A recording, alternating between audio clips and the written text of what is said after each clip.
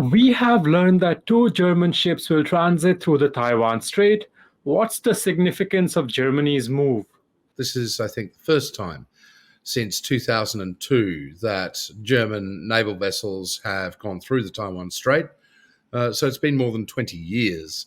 And I think, the timing is relatively significant because it reflects German concerns that China's rhetoric on Taiwan may be about to ratchet up even more considerably than it previously has. There have been reports, for instance, in the Chinese media that there are attempts by Taiwan to go down the independence path again.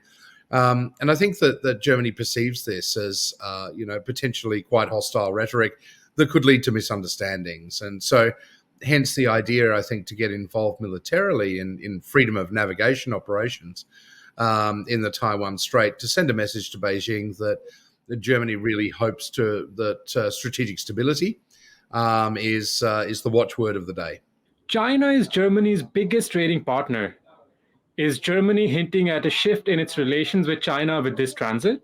I think that there has been a bit of a realization in Germany that China represents a fairly long-term strategic challenge to the interests not just of the United States, but also to major European economies. And this was reflected, of course, in the recent statement that came out of the NATO summit, which identified that China was a strategic challenge.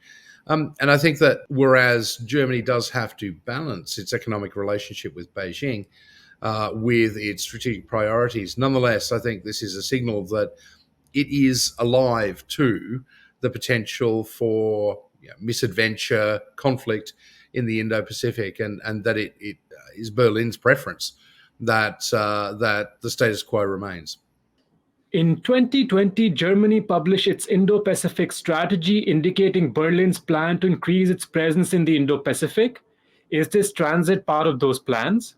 Yeah, well, it's interesting that Germany, a couple of years ago, did go down the path of having an explicit strategy on the Indo-Pacific. A number of other countries haven't. But it's interesting to see that not just Germany, but France, the UK, are getting increasingly involved in the Indo-Pacific in a strategic sense. And whereas perhaps they don't have an enormous amount of military capability to sort of ultimately tip balances of power or anything else, it does signal that Germany is looking beyond the borders of the European Union and beyond the sort of transatlantic alliance space in terms of its security.